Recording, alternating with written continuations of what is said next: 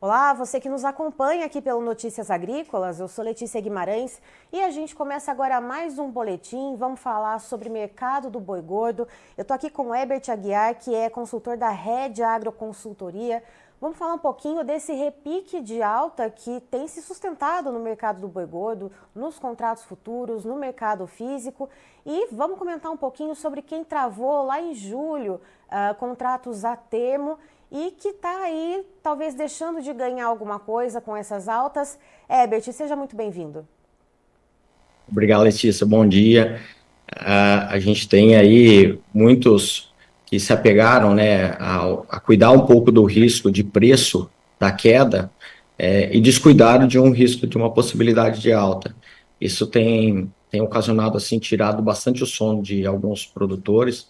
Isso é bastante ruim, né, o produtor, às vezes, trabalhar, fazer toda a operação dele e daqui a pouco o mercado anda e ele fica impossibilitado de subir com essa alta, né, de melhorar o caixa, melhorar a rentabilidade. Isso tem sido um problema para alguns produtores aqui. Herbert, só voltando um pouquinho no tempo, qual que era o contexto do mercado do boi gordo no mês de julho, já que a gente está fazendo esse comparativo, né, dos pecuaristas que travaram ali, então, os contratos a termo em julho e que estão deixando de participar dessa alta expressiva agora no contrato outubro? Perfeito. O contexto era muito positivo, né? A gente via um preço na bolsa com ágio frente ao físico, insumos a patamares relativamente menores do que nós temos hoje e um preço, né, de boi magro com um ágio menor. Então, a somatória do boi magro com o custo dos insumos mais um preço futuro que a gente tinha mostrava para o produtor ali uma rentabilidade em algumas regiões de 2 até 5%, uma rentabilidade de caixa ao mês, tá? Essa rentabilidade. Então era muito positivo. O produtor já garantido, né, todo esse pacote de insumos de boi e nutrição e fazer a trava, porque ele garantia já essa rentabilidade. O problema foi que, com essa alta, né, que o boi agora vem ocasionando, a gente estava olhando nos últimos 47 dias, o boi subiu R$ 44, o produtor não acompanhou essa alta. E qual é o problema agora, Letícia? É que aquele caixa que o produtor está obtendo com essa boiada que está saindo agora em outubro, desses boi termado, esse caixa ficou descasado da reposição. Então, isso acaba gerando um problema para aquele produtor que não fez uma reposição antecipada e que a hora que ele juntar esse caixa, lembrando que a maioria dos produtores vendem, né, para o frigorífico com prazo de 30 dias, ou seja, se morreu agora em outubro, ele vai receber esse caixa só em novembro. E aí é um outro problema, que o outro patamar que a gente vê de preços para novembro, com a chegada de chuvas na região central do Brasil, faz com que quem tenha bezerro, boi magro ou garrote, ele queira talvez um preço mais alto para poder desfazer desses animais. Então, esses R$ 800 que o produtor está deixando na mesa, ele vai fazer falta. E, Herbert, só para a gente ter uma ideia, né? A gente viu um descarte de fêmeas muito expressivo esse ano. Quanto que está girando mais ou menos o preço do boi magro, o preço da reposição? Hoje o boi magro, falando aqui do Mato Grosso, algumas pedidas aí já de boi magro de 14 a 15 arrobas a R$ 300, tá? Só que tem saído o negócio na faixa de 270. Então tem esse spread aí. A liquidez para o vendedor é muito grande, só que o comprador, quem está desfazendo, quem está matando a boiada agora, que está indo atrás de boi magro, tem encontrado uma oferta muito reduzida, fruto desse ânimo, né, do recriador de só entregar esse garrote ou esse boi magro a preços mais altos. Então, esse ágio que o boi magro está entregando hoje vem também de um reflexo do bezerro. Bezerros aí em algumas regiões saindo o negócio na faixa de R$ 11 a R$ 13, dependendo da região. Muito bezerro na perna, voltou esse mercado. Alguns meses atrás a gente já não via mais esse mercado de perna, né? De comprar o bezerro ou o boi magro na perna, e isso voltou com muita força. Então, isso tem atrapalhado quem faz a reposição. E Herbert, olhando para esse cenário, né, de altas expressivas e que vem se mantendo nesses últimos dias, né, você trouxe esse dado para a gente, que nos últimos 47 dias o contrato outubro subiu R$ 44, o que representa 18% de alta. Como que fica a questão da operação, a relação desse preço com os custos de produção? A gente viu agora os custos, né? Vamos lá. O que que é o boi gordo? Boi gordo é uma somatória do boi magro com milho, DDG, caroço, toda a nutrição, né? Dentro de um período de tempo aí de 90 a 120 dias. Esses insumos, todos eles subiram. Então, algumas regiões aqui do Mato Grosso, você já não tenha nem a possibilidade de comprar DDG. Algumas indústrias, as maiores dela, né, as maiores indústrias de etanol do Brasil, que estão aqui no Mato Grosso, elas não estão fazendo nem novas vendas. Então, a gente não tem nem preço de novo produto de algumas praças aqui na região, tá? Então, os preços subiram, isso afeta um pedaço da margem de quem está colocando o boi no coxo nesse momento, né? Preparando esse boi aí para sair para janeiro e precisando comprar esses insumos. Porém, por mais que você ainda tenha pagado um pouco mais caro aqui, Letícia, nesses insumos, a conta ainda fecha, tá?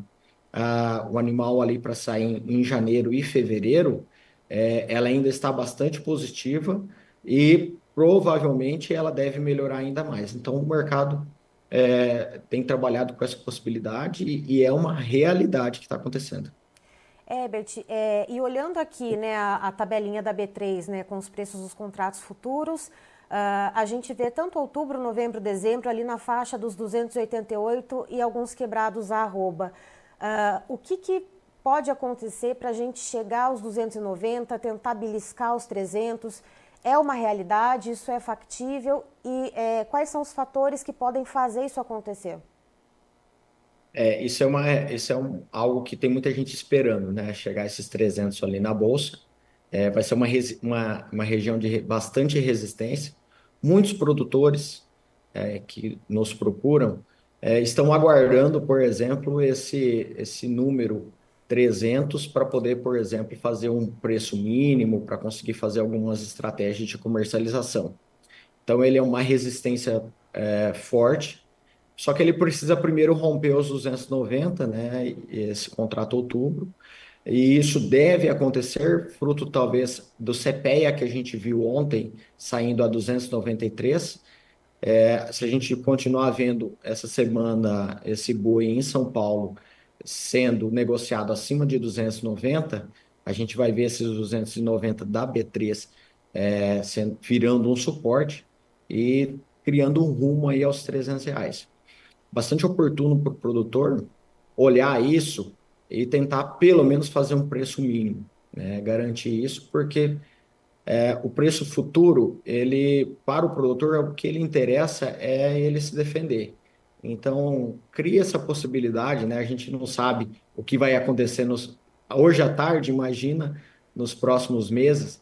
Então, garanta um preço mínimo, porque se acontecer algum episódio, talvez não vindo de oferta e demanda, mas talvez de algum risco sanitário, isso às vezes pode atrapalhar a lucratividade da engorda. Então, é momento de aproveitar e deixar o teto de uma possibilidade de alta em aberto.